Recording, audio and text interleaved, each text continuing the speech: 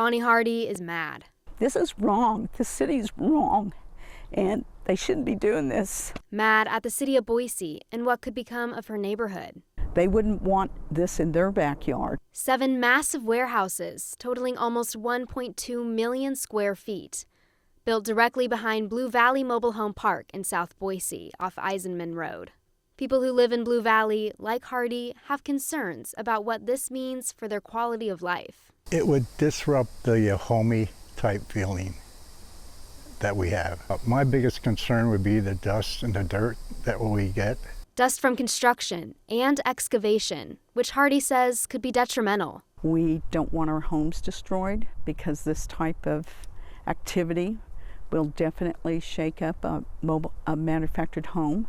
Hardy blames the city's zoning code. The mobile home park sits in an area labeled as an industrial zone that allows for development like Lincoln Property Company's proposed Eastport Industrial to become a reality. All we ask the city is zone us residential. We're not saying we don't want building next to us. We're saying make appropriate building next to us. I reached out to city planners about this multiple times on Wednesday and never heard back. In their proposal, developers say they want warehouses, trucking docks, tractor-trailer storage, and room for semi-trucks. Our priority should be to protect this community. Lori DeCare with Intermountain Fair Housing Council says people with disabilities make up 1/3 of the neighborhood. She worries about potential toxins and diesel fumes from trucking operations in the industrial park impacting those neighbors' health. A massive industrial development, the scale has the potential to exacerbate their disabilities, possibly result in basically what we call constructive eviction,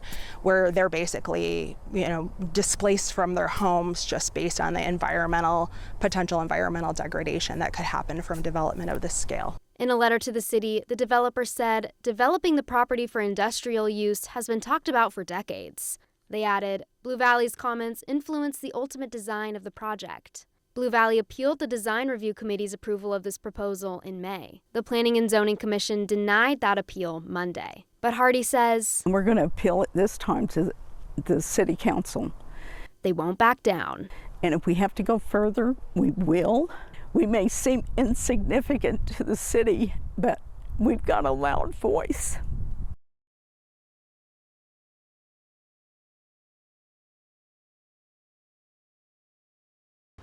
Late October 2021, Boise police responded to a possible suicidal person threatening to jump off a building or overpass on Interstate 184.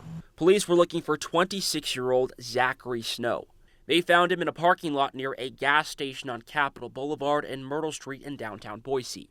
Boise police are under arrest. Newly released body camera and surveillance video shows police approaching Snow, him taking a defensive posture and pulling a hard black object from his back waistband. Boise police says he took a shooter stance, imitating he was holding a gun. Police shot him. The Ada County Coroner's report shows he was shot in the head, the neck, and torso. Investigators later found Snow wasn't holding a gun. He was holding a black, cylinder-shaped portable speaker. Snow was taken to a hospital where he died from his injuries a few days later. His mom, Melissa Walton, says he was diagnosed with antisocial personality disorder, which she says led him to hard drugs. He had run-ins with the law, and court records show Snow went to prison for drugs. He was released in June on parole. Records show Snow had a warrant out for his arrest after missing a court date for violating probation.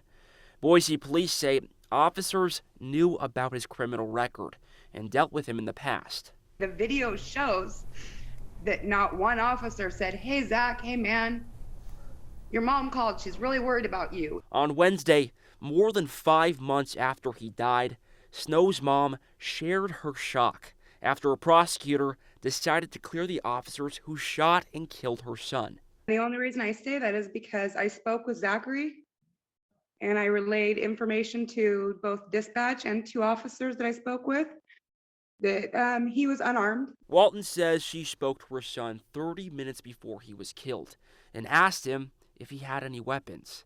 He told her he didn't, which she says she relayed to first responders. He wanted to jump off a building because he didn't have any weapons. He couldn't shoot himself. He couldn't cut himself. He was out of his medication, so he couldn't overdose. So I made sure to relay that to the officers. During that phone call with her son, Walton says he told her he was scared to go back to jail and would rather have the cops shoot and kill him. Again, something she says she told first responders. He did exactly what he said what he was going to do.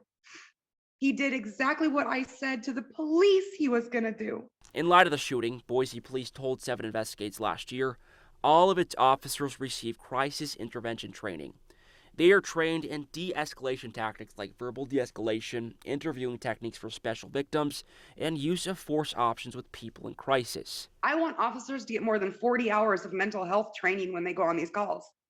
40 hours of mental health training is not enough. BPD also has a 4-member behavioral health response team, BHRT. The main role of BHRT is long-term follow-up response and help direct people who make repeated calls to police to social services. But as 7 Investigates learned, the team did not respond to Snow's crisis. Boise police told us they get more calls for welfare checks than any other type of call. So BHRT is not able to respond to each one. Prior to my son standing up, he was a non-threat. And they came at him in a threatening manner. They did not respond to a mental health call. They respond as police officers ready to shoot. Walton says she waited months to see these videos and find out more about the investigation. But rather than shining more light, the new information raises more questions.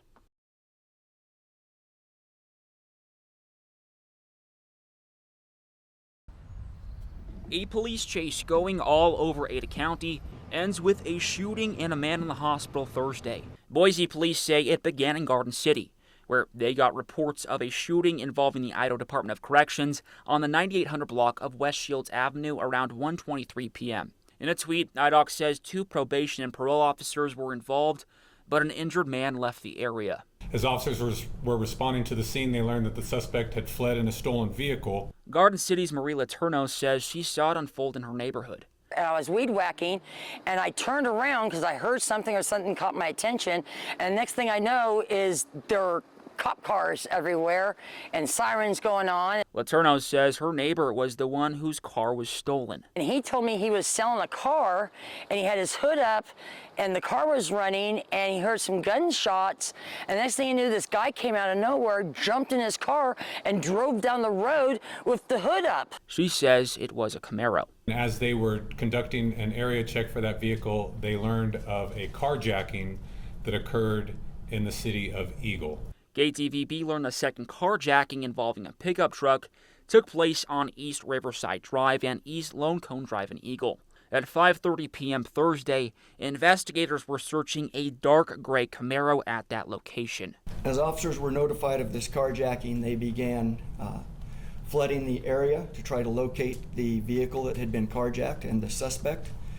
They located that vehicle on Eagle Road and a pursuit ensued. Both Boise and Meridian police followed the suspect southbound on Meridian Road in the city of Meridian. Meridian police say the pickup took a right onto Broadway Avenue, right across the street from City Hall. We saw this white truck just come around the corner, like drifting, swerving around, and we just saw a bunch of cop cars showing up, maybe like 20 cops.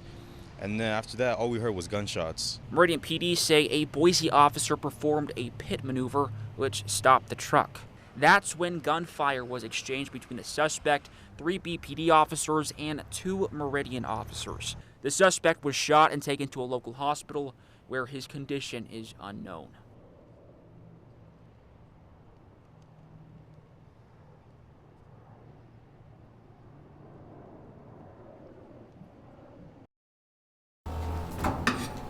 It's part of the daily routine. Gas up, saddle up, and get ready to harvest. Without fuel, this tractor's just a sit and wait. But Neil Durant, 4th-generation farmer of Big D Ranch in Meridian, says he can't afford to just sit and wait. Like most of us, he's feeling the pinch at the pump, but it hurts a lot more. you are paying double for fuel right now. It doesn't seem like it's going to get any better, so we know going into the summer and fall when we start harvesting that prices are going to be high. This tractor alone takes 200 gallons of diesel fuel to fill up entirely. In 2021, it cost around $400 to fill it up. Right now, today, in 2022, it's costing $800. They need tractors to process almost everything at the farm, meaning they need fuel for prepping the soil, planting, and harvesting. We're filling it here on our end really bad, but those costs are going to be carried on to the consumers. And they're going to fill it when they go to the grocery stores, when they go and buy their parts. They're going to fill it what we're filling right now. Feel like the price tag at the store is already high? Get ready for it to be even higher. Durant says we can expect to see an increase of 8 to 10% on some items. Corn's probably one of the most, and that goes into the dairy, so then you see that on your milk side or the beef that you're buying in the store. As Durant and other farmers start planting now, it's hard to ignore the elephant in the room. And then you want to add on this valley, another topic that we have is the drought.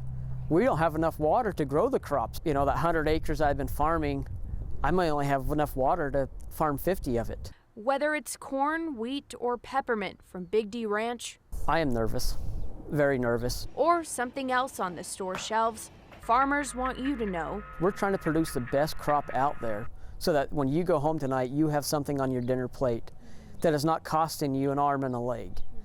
But with that comes cost, and when costs go up, we've got to pass those costs on to consumers.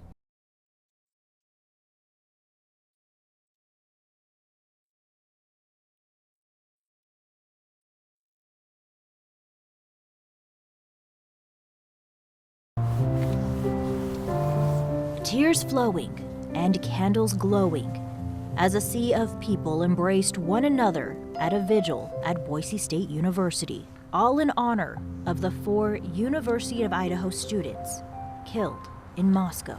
Some who knew them and some who never got the chance.